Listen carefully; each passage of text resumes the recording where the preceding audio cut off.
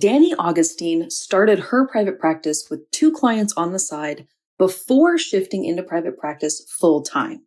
She had had a series of experiences in traditional settings that left her feeling frustrated, and she decided that she wanted more freedom, flexibility, and financial abundance, so she started her own private practice. How did she do it? Well, for one, she followed the steps in my program, the Start Your Private Practice System, but I'll let her fill in the rest of the blanks. I'm Jenna Castro-Casbon, speech-language pathologist, business coach, and creator of the Start Your Private Practice System, and I'm on a mission to turn stuck SLPs into successful private practitioners. If you're tired of dealing with high productivity requirements, high caseload sizes, and low pay, it's time to take control of your professional, personal, and financial life and finally get the freedom, flexibility, and financial abundance that you deserve by working with private clients in your own practice. Join me here each week as I share tips, best practices, and inspirational interviews on the Private Practice Success Stories podcast.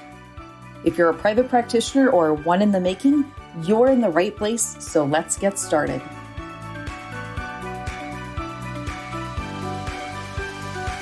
People ask me all the time, is now still a good time to start a private practice? Well, truthfully, yes. Since COVID started in March of 2020, we've had close to 1,000 SLPs start their own private practices through our program, the Start Your Private Practice System, and Danni is one of them. This is a time of upheaval, and SLPs are asking themselves, what do I want? And what am I willing to go back to? As SLPs in traditional settings, we are at the mercy and the whims of our employers.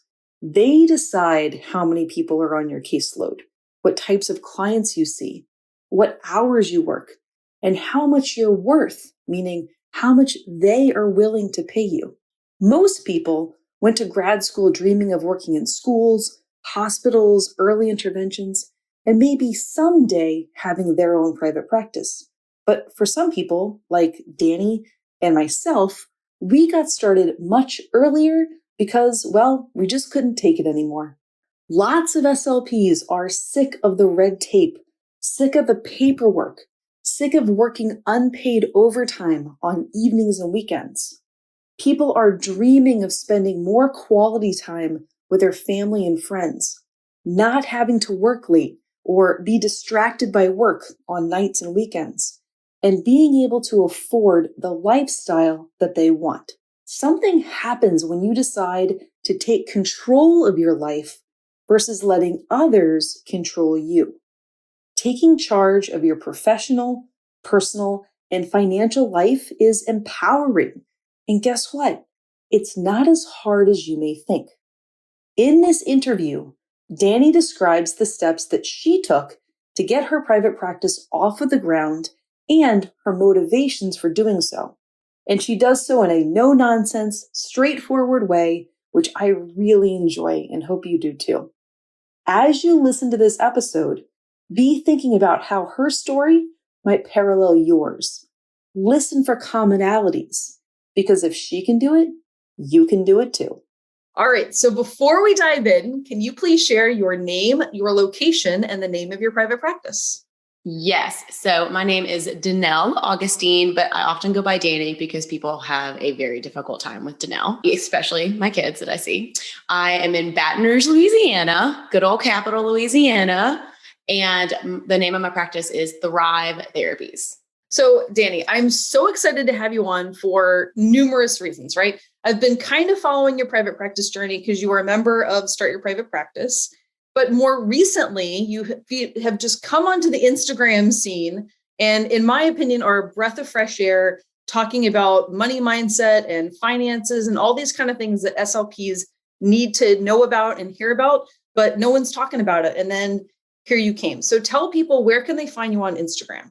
So on Instagram, if you're kind of seeing my beautiful face and hearing my beautiful rants, the handle is @speechgoods, no space. It's kind of like Home Goods, except you replace the home with speech. Yeah. I love it. Perfect. And you have a podcast that just launched. Tell people what the name of your podcast is so that they can look it up in iTunes. Yes. So the podcast, it's Speech Goods, a speech therapy podcast. When you search for it, it's Apple is very strange. You have to do a capital S for speech, no space, capital G for goods. So Speech Goods. And a lot of what we do, which actually we're going to be switching this up soon. I'm going to get to interview Jenna, I think in a month or two. Just interviewing real life SLPs, doing real life awesome things and how you got there. And just no fluff. I say it all the time. Let's just really talk about real life and how we're getting the dang thing done. I love it. So look her up obviously on Instagram and also in podcast land. Today, we're mostly going to be talking about private practice and also, finances and that kind of stuff. But could you take us back to the beginning of your career as an SLP, either about grad school or your CF? Like, what were you doing in the very early days? Well, Jenna, everybody, it started with a sweatshirt.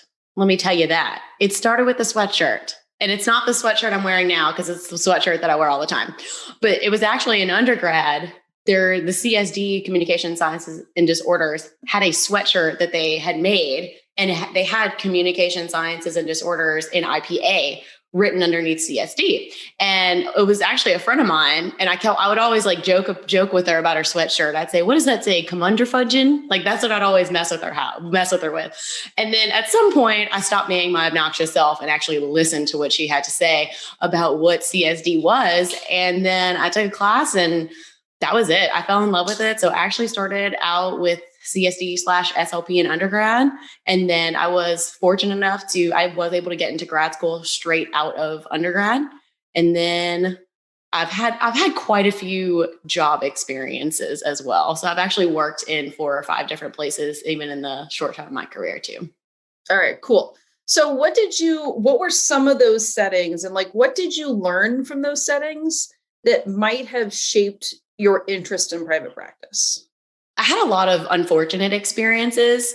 If anyone who knows me knows I'm not I can be comfortable, my idea when I got out of grad school was to stay at one place for a few years. I really love community and friendships. I mean, that's part of why me and my husband ended up staying in Louisiana, is to be around friends and family. So that's something that's very valuable to me.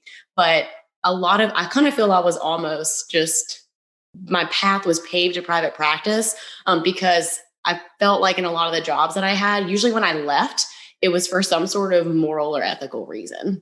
And those were not easy decisions. And it did allow me to get a lot of experience in different settings. And I think, when I had that moment of, I'm done, like I'm going to go do my own thing. Although it wasn't fun going through some of those experiences, it allowed me the confidence and allowed me the know-how to be like, I can go do this. I love it. And unfortunately, what I hear that all the time, right? People say that I just was unsatisfied at work, not because I didn't like the patients or clients or the kids, or not necessarily like because of the coworkers, but because the working, conditions or, just being overworked or not being able to see their caseload with the frequency that was necessary to actually make changes. SLPs are working in different settings and working very hard and often not able to make the difference that the people that are, our patients really need. So you decided to make a difference in your life and in the lives of the kids that you work with. So what was that transition like from having regular jobs as like an employee to starting to be self-employed for yourself? So that's a great question, Jenna. So I worked at a private practice. I worked at a private practice before I started my own.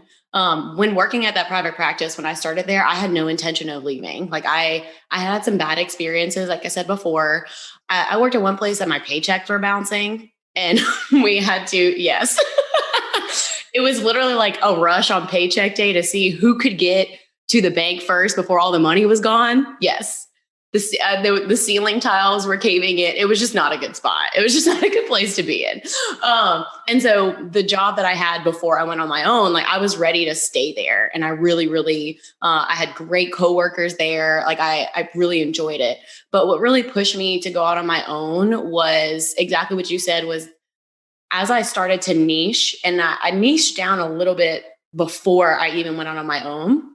I had already had my training for dyslexia, and I was getting my training in myofunctional therapy. But having those niches, it made me even more passionate about the therapy that I was doing. And it made me even more unsettled with the fact that I couldn't do it the way that I wanted to, or not being able to. A great example is, if I felt if a child needed my service or what I could offer, but the schedule was full. And I actually know 2 great therapists in the area who do something very similar to me. To me, it's the ethical thing to refer them out, because these kids, especially with reading and literacy, these kids, they don't need to be on a wait list. They need to be getting help. I don't care who obviously I care who it's from, but they know what they're doing, but you know what I mean? And then to be told that I was not allowed to refer those children out, that they were to be kept in house. And just because I was so passionate about what I was doing, it just made me even more on fire for advocating for my patients. And just knowing that for a lot of the things that I do personally, 30 minutes isn't enough. It's just not. And being in private practice, I was able to decide that, which I loved. And it's not based off of someone's convenience for scheduling. It's based off of what I decide that child needs based upon my expertise that I got this little master's degree that's hanging on the wall for. Just this little thing, this little piece of paper that's on. It's like a doily or something. It's fine. It's fine. It costs a lot of money, but it's fine. Noted, Jenna. So you had these unfortunately negative experiences, decided to go out on your own. Had you ever thought about being in private practice? Is that something that you thought about doing at some point in your career, or did you always think that you would, do just sort of the more traditional route? I had no desire to go into private practice. That was not. I know a lot of SLPs that go into private practice have this sort of entrepreneurial bone or entrepreneurial spirit, which is great. We need that. We really need that. I wasn't born with that. I really didn't have an interest in that. And I think it was one of my earlier posts on my Instagram that I said, I didn't start private practice because I wanted to. I did it because I had to. And it was just everything. It was quality of life. It was my relationships with my friends. I was missing out on things with my godson because I was working or I was too tired because I had been giving so much of myself at work. And then just for my patients and being able to advocate for them and also to provide them the best service. That's something, it was really hard for me, Jenna, to be a generalist. And there's nothing wrong with that. There's actually an SLP I worked with, she was great. I was like, how do you fit all of that information into one head behind 2 eyeballs? I don't know how you do it. But that's not my personality. And there was almost honestly a guilt once I started really getting into my niches. And, I would spend my time and my money on learning and training and these things. But I'd get a kid with AAC. Mm-hmm. And obviously I'm a speech pathologist, I can do it, but there was almost this guilt thing of, wow, these kids that are coming to me for oral function deficits, dyslexia, reading, they're getting my top notch self. Whereas kids, a kid coming to me with childhood apraxia, speech, AAC, they're not getting, it was almost a guilt thing. I felt like they could get a better quality service. And I felt bad for not wanting to pay for CEUs for those things because those weren't things that I was interested in treating, but I had to treat them until I started my own practice. Totally. So in that thing that you were just saying, you really hit on what I talk about, the 4 F's of private practice, the reasons why SLPs go into private practice, right? So what I tell people that the main 4 reasons, right, are freedom, flexibility, fulfillment, and finances, right? So as you were just talking about, having the freedom to do the kinds of therapy that you wanted to do, right? The flexibility to have time with your godson. Grandson. I look good for a grandma. You do. Godson, sorry. Fulfillment, right? Being able to work with the kinds of clients that fill you up and allow you to do your best work. And then the next thing that I would actually like to spend some time talking about, if it's okay, is finances, right? Thinking about the financial aspects of starting a private practice. So tell us a little bit about like how did you get thinking about like what kind of like financial aspects of private practice would be interesting to you, and how did you start to make that work from a business perspective? So I will say, and I'm about talking about the money. I love talking about money. You know why? Because nobody wants to talk about it, and it affects every area of our lives. Right. It doesn't buy happiness, but it buys you some options. That's and right. it buys food and groceries and cars and things that you need, right? So financially, and this is why I like to talk about a lot on my Instagram page. A lot of the responsible financial decisions that me and my husband made, even, a few years before I decided to start on my private practice, those decisions paved the way for me to be able to do that. A great example, something that I tout is being, we're debt free, aside from our mortgage, but we don't have credit card debt, car payments, anything like that.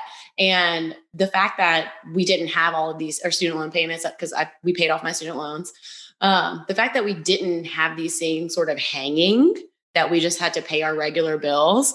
Whenever we did have that transition of, I had a dip, I decided to go full fledged into private practice just because I worked for another private practice, and I was an employee at the time. I wasn't a contractor or anything like that. And it wouldn't have been a good situation for me to try and start seeing clients on the side while also working for that private practice. That's why I made the decision to just go head first. I told you that my last day at my full-time job was the day that the schools closed for COVID, right? Yeah, I did tell you that. Okay, great. But those decisions that we had made and those sacrifices we had made, 2 and 3 years before that, allowed it to be okay for us to have that sort of income dip while I built up my caseload. And even opportunities like for my husband that were presented, when he decided to get more serious about his career and his trade, we were able to it was almost kind of like we took turns. We were able to take a little time where I was kind of the breadwinner for a couple months while he was able to go look for something and wait for the right one, instead of seeking a job, or for us as SLP seeking clients out of desperation. He was able to be a little bit pickier. And now, he's been with that company for 3 years and they treat him very well. And, he has a good relationship with all of his coworkers, things like that. So sort of us being financially ready, or making those financially responsible decisions leading up to me starting my private practice, just made it so much less stressful. And this is something I encourage people, even in my DMs, people will ask me, how do I know I'm ready? I said, do the math. Right. What do you need to live? And that's something that me and Joe sat down and we did the math. And because of our particular situation, I could have not made a dime for like 7 months and we would have been okay. So that really helped take the pressure off. And, what's that phrase? There's nothing stinkier than a broke salesman. Is that what it is? Yeah, something like that. Something like that. That sounds about something right. like that, where, again, you're not operating and not making decisions for your business out of desperation. Like, okay, if I don't get me some clients, like my kids are going to starve and we're not going to be able to pay for daycare. All right. Totally. Well, I really liked how you said about the doing the math thing, right? Mm-hmm. And that's something I also often teach people about, is say like, okay, what is your student loan payment? How many clients would you have to see at X dollars per session to cover that loan payment for the month, right? Or another thing that I have people do is to think about how much money are they making? Let's just say school system, SLP. What is your current salary in the schools? And because a lot of school systems publish like that ladder, right, where they show all of the, steps for how to get to the highest salary range. Like, what is that, right? And just subtract, right? Okay, so what would be the highest amount you could ever earn at the school minus your current salary, and figure out how many clients you would need to see per month or per week, however you want to do it, in order to max out your salary like now versus waiting 20 years. Yeah. And that's exactly what I did. That's exactly what we did. I knew I needed 5 clients if I was going to do 4 days of therapy because I knew I wanted to have Friday to just kind of do my admin stuff. Like that's kind of what I had decided, especially since my goal wasn't to hire in the near future. I knew I was okay. I'd say Friday for admin stuff. I needed to see 5 clients for over those 4 days to make what I was making at my old job. Now that wasn't minus expenses, and that is something to consider, but I mean, keep your overhead low. Like you don't need to go buy, you don't need to go rent an expensive office space. You might not even need an office space, depending on if you're private pay or something like that.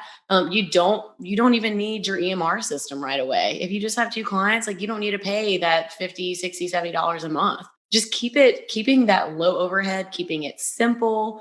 It takes all of the stress out of it. And then you can just gradually, as you make more money. Jenna, I didn't buy my first standardized test until, 3 months ago.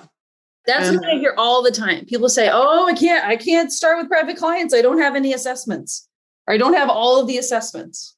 And I would say you don't need them, right? You can start you and I are of the same mindset, right? You start off lean, you start off as less overhead as possible, and you build up to those things, right? If you want to have the PLS and the self and whatever all the pediatric tests are that I can't remember right now because I'm an adult person, right? You can build up to those, right? You can wait, and every time you have a session, you put away $20 or something to build toward having those tests that you need, but you don't need them to get started.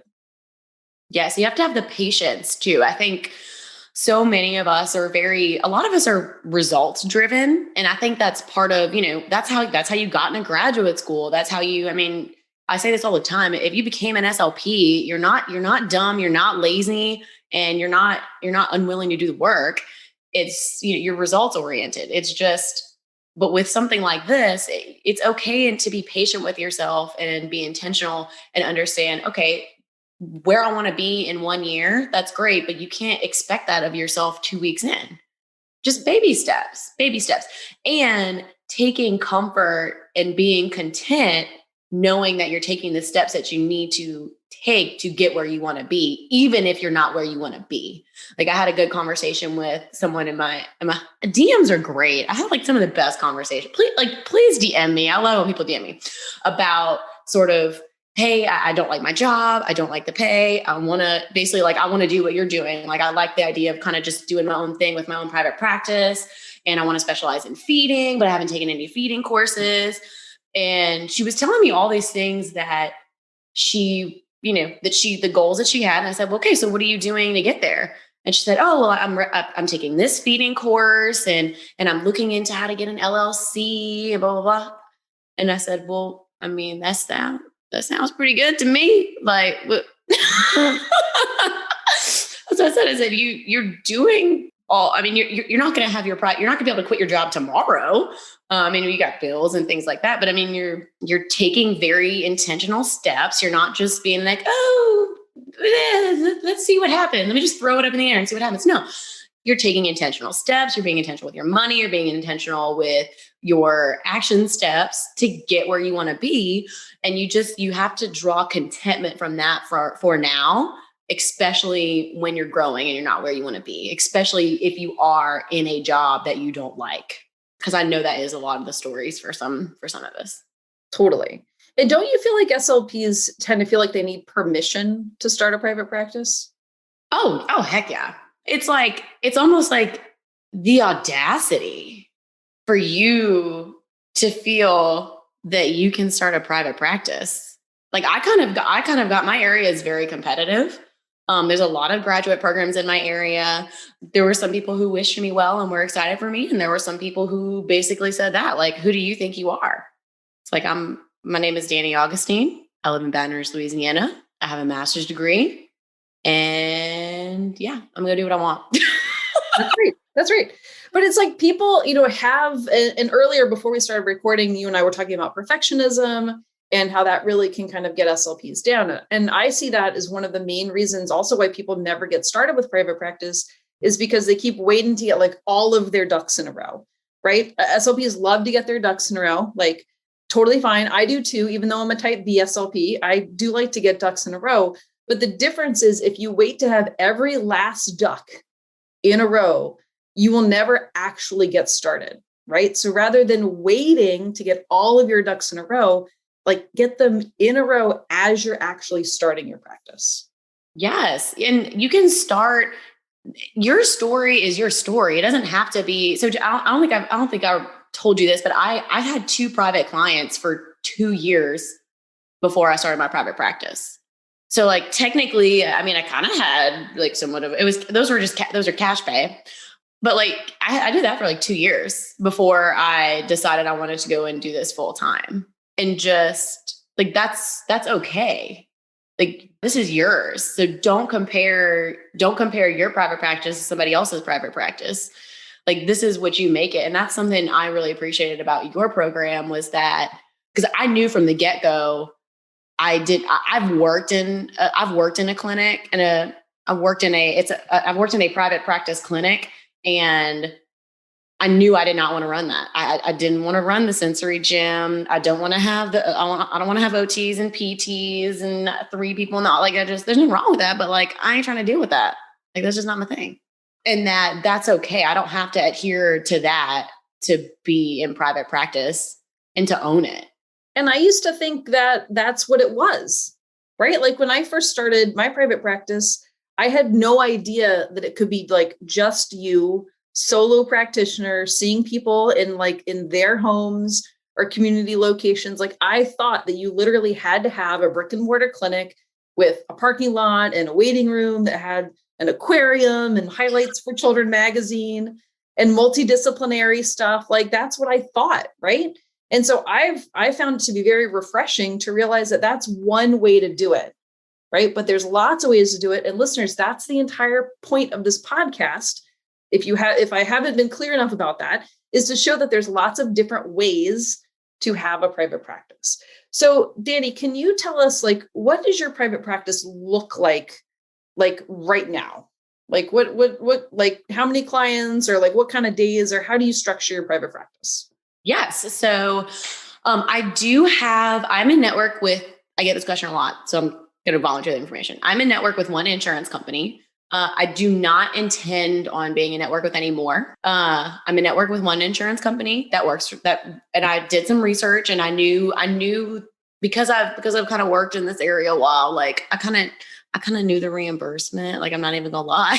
Can I say that on here? Is that okay?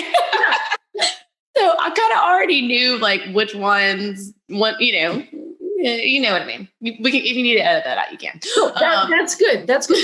So quick, like sub point here is a lot of times insurance companies won't tell you that up front, which is bonkers to me.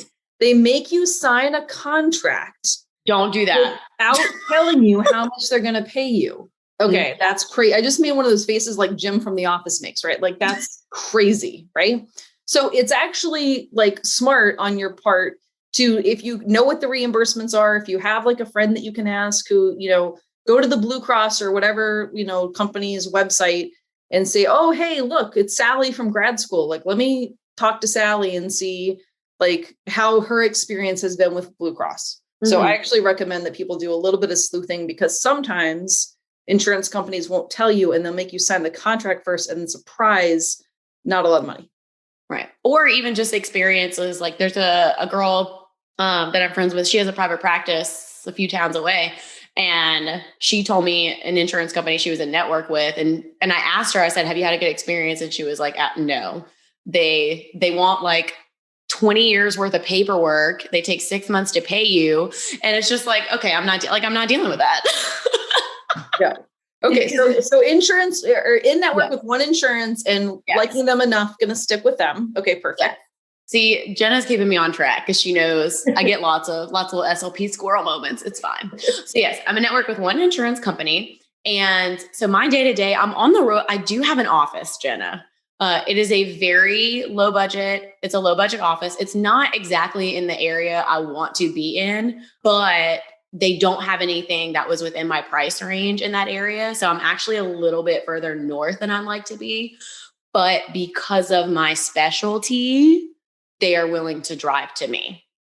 Because you can always have another location or move your location later. Yes, exactly. Like my lease is coming up in April, and because like, and I'll share numbers. Like I pay like including internet, I pay like $475 a month for my office. Like super doable. It's one room. It's a bigger building, and we all share a waiting room, a kitchen. It's clean. It's nice. I have my one. It's like a good sized therapy room, and that was because when I first started, some of the other places I was looking at, I mean, I was like, I can't, a lot of these were like $900 to $1,000 a month. And just like we said, so I don't want to do that. That's just going to put so much pressure on me. And again, I calculated how many kids do I need to see to at least pay my bills?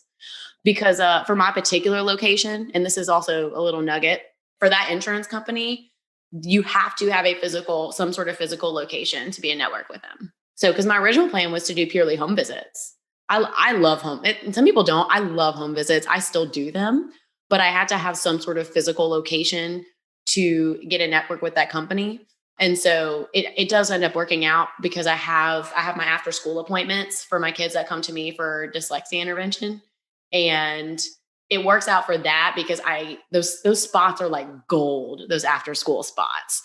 And so it allows me to see them back to back versus if I were driving at that time during traffic time, I'd probably honestly only be able to get to one kid, maybe two. Whereas for my after school slots, I have 4 to 3 slots for after school, and those I see in my office. And during the day, I do a lot of work with the state's early intervention program. It's called Early Steps in Louisiana. I love it. So those clients, you have to see them in the home. But I love home visits, especially I do, it's birth to 3, a lot of language. I do a lot of feeding. I just find in the homes, I just get so much better results. And that's why I did this in the first place. Even, little things like seeing what high chair they're in for feeding, like, oh, they're slumped over to one side in this chair. Let's see if we can help to fix that so we can get some better outcomes. But I love that. So I start in the morning. I'm on the road. I start pretty early, and I see them in daycares. I see them in the homes. I start probably like 7:15 in the morning. And then I'm usually done with my little bitties by 11:30, just because that's usually nap time and lunch time and things like that. And then I have a little bit of a break, and then I have my after school kids. I was originally having sessions until 6. But that is something I've decided my practice has picked up now that people know who I am. My practice has picked up a lot more with that younger age. And I'm able to go to a couple of schools to see my school age kids for dyslexia intervention. So I have 2 kids that I'm about to dismiss that are in that last slot. I do like 5:10 to 6 o'clock. I do 50-minute sessions. And once I dismiss them, I'm actually going to close off those slots so that I can get home a little earlier, because I'm realizing I really don't want to work till 6. And Totally. I can do that because it's my private practice, which is awesome. And kind of putting things in place. Like I was realizing I wasn't liking getting out so late. So that's when I did get an opportunity to see a child for reading in their school. And I was like, ooh, this is a great way for me to still see my school age kids and do dyslexia intervention, because I love it, without having to have these late appointment times.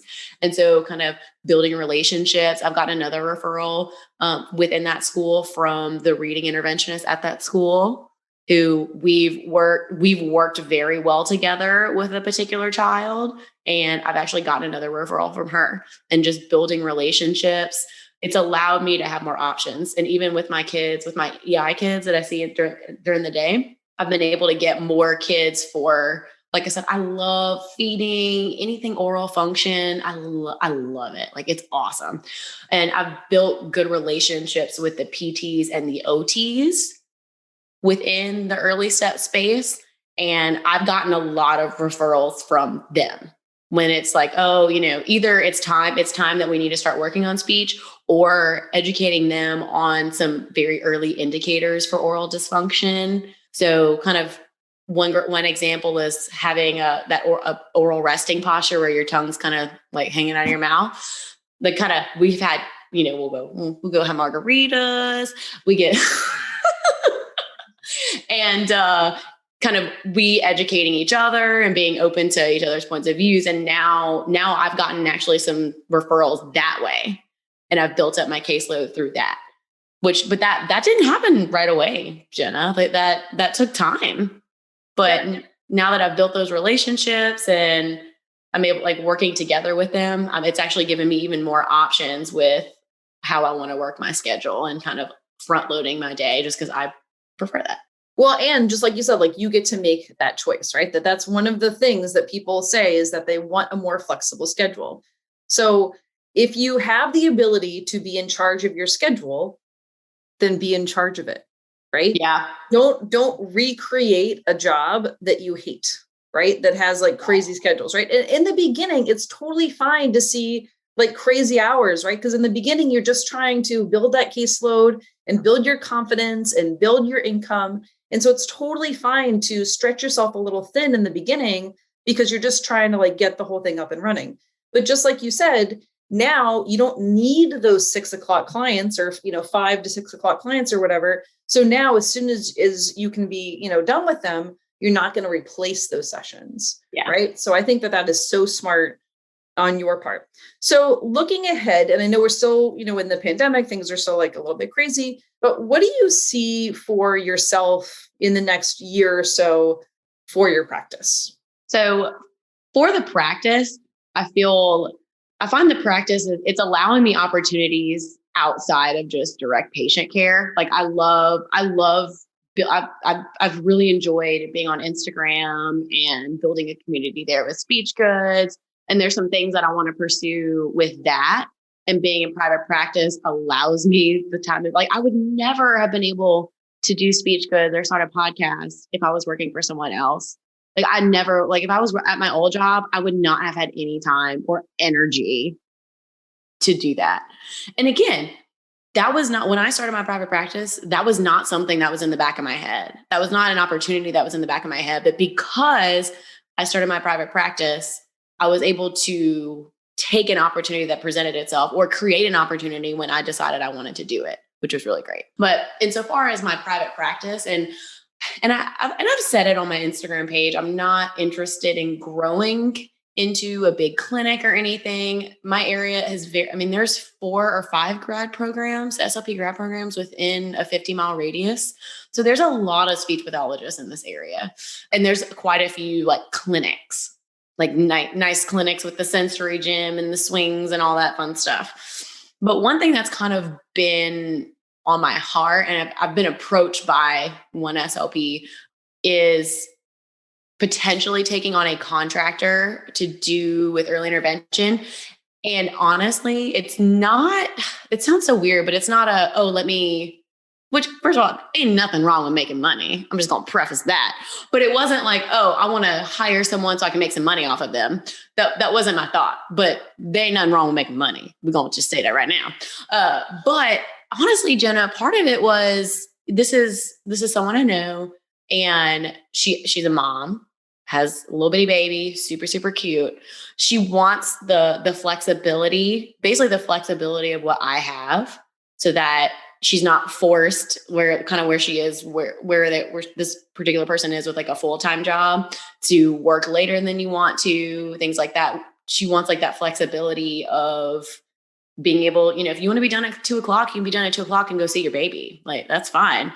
Or even something like if you need a break if you want a break to be able to go and breastfeed your child, like that's a real thing. Like if you need a break during the day because you want to go to your kid's daycare and breastfeed them, like that's a real thing that a lot of, moms will kind of have to make that decision. And it's kind of been on my heart I've been blessed through private practice and to provide that flexibility for someone else who doesn't necessarily want to start a business. Because that was something that was expressed to me. It was like, I don't want to start a business. I want to make my own schedule. I want to be in control of what's going on. I want to make good money. But I don't want to start a business. I don't want to worry about the admin work. I don't want to worry about billing. And so my sort of apprehension to hiring was sort of kind of kicked down a little bit. Like, why would you deny someone else what you love about what you do if you can provide that for somebody else? I think I kind of went like way the heck around in explaining that, but I love that because you basically talked about, you used the phrase creating opportunities, right? So through your private practice, you have created opportunities for yourself, right? Yeah. To be able to work on speech goods more, and maybe some financial opportunities will come out of that, doing the podcast and then possibly hiring a contractor, right? You have created several opportunities for yourself and potentially others so that you can get that, again, freedom, flexibility, fulfillment, and finances that you are after on your own terms, right? Mm-hmm. You do not have to have the big clinic, right? You can have a private practice that is perfect for you and do just what you want to be able to do. Mm-hmm.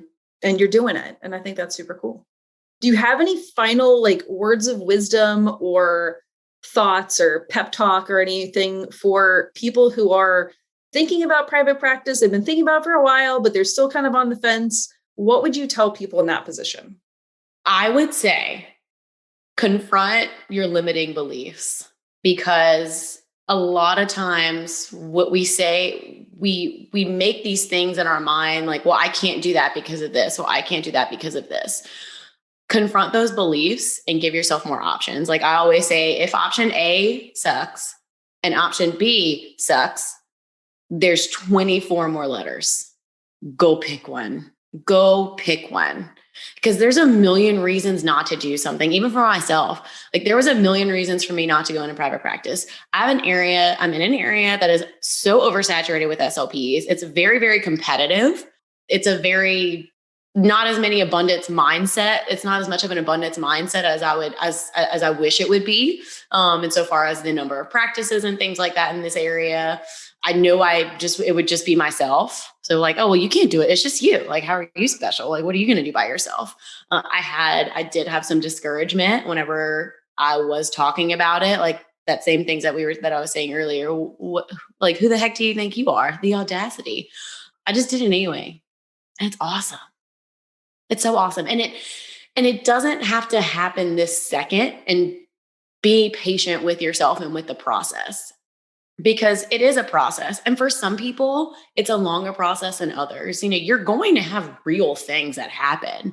I had someone message me that, oh, like, I'm worried I'm not going to be able to pay for my kids' daycare. Okay, well, that's a real thing. And I'm not saying just forget the kids, they can sleep on the lawn. Like, definitely don't do that.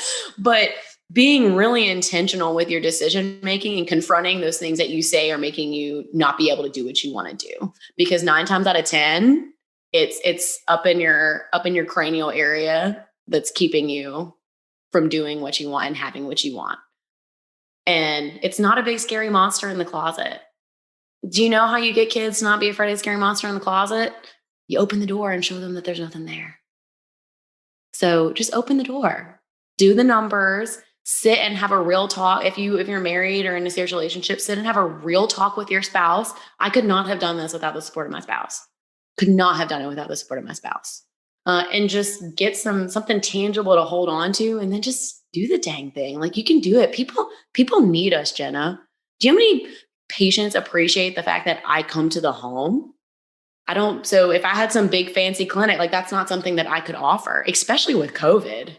A lot of my patients that have my little bitty babies, like baby babies, like 0 to 6 months, they love the fact that I can come to the home.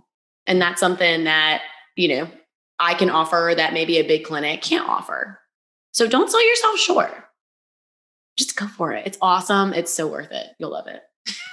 Words of wisdom. And if you ever need a pep talk, you have to follow Danni on Instagram. Tell them again what your handle is so that they can give you a follow. Yes. So if you want to hear all of my ramblings and obnoxiousness, it's really fun though. We have a good time. The handle is at Speech Goods.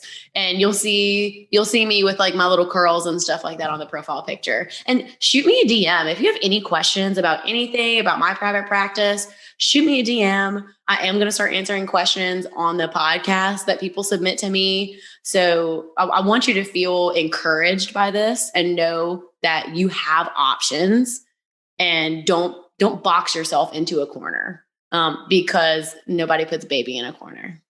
Just saying. Okay, do you love Danni as much as I do? I honestly think that she is a breath of fresh air. I love her no-nonsense, real talk approach, especially as she described her path to private practice, and I hope that you've come away with tips and a pep talk of sorts that you can do this too. Now, Danni is an alum of the Start Your Private Practice system, which she mentioned in the interview. The good news is that enrollment for the Start Your Private Practice system is opening soon. So if you've been putting off starting your private practice for a while and you want to get the support that you need to get your ducks in a row and get started with confidence and hang out with Danni, myself, and over 1,000 other SLPs who are building private practices in every single state in the US and a couple people internationally, our folks are working with kids and adults and everyone in between, you need to make sure that you are on the wait list so as soon as the program opens, you will know about it. Head on over to startyourprivatepractice.com/waitlist and sign up right now so that you will be the first to know when we reopen. Because I want you to have access to all of our checklists and our comprehensive videos and also our amazing mentor team of SLPs with private practices who lend their knowledge and support to our students every single day. There is no better time to get started, and there is no other program that will give you the A to Z approach with ongoing assistance when questions come up. We only do big public enrollments a few times each year, and I don't want you to miss out. So head on over to startyourprivatepractice.com/waitlist, and I'll let you know as soon as we reopen. I cannot wait to help you start your private practice. I decided to invest in the Start Your Private Practice program because I honestly had no idea where to start. And I just didn't really have the confidence or the know-how to be able to do that. So it was really nice to have a system that was all set up for me. I didn't have to reinvent the wheel or start from scratch. It was all there for me. And I was able to land a client within about the first week and a half of me going public with my private practice. So now I have 12 clients. It is such an invigorating and amazing experience. If you want help to start your speech therapy private practice, then head on over to startyourprivatepractice.com/waitlist so that you will be notified as soon as we reopen the doors to the Start Your Private Practice system. Again, that's startyourprivatepractice.com/